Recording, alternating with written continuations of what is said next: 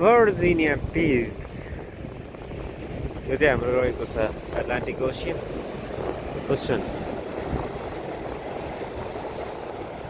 यो चाहिँ मेरो सेकेन्ड भिजिट हो के अरे बिचमा अथवा ओसनमा। एउटा चाहिँ सबाना बिच थियो, यहाँ चाहिँ भर्जिनिया बिच।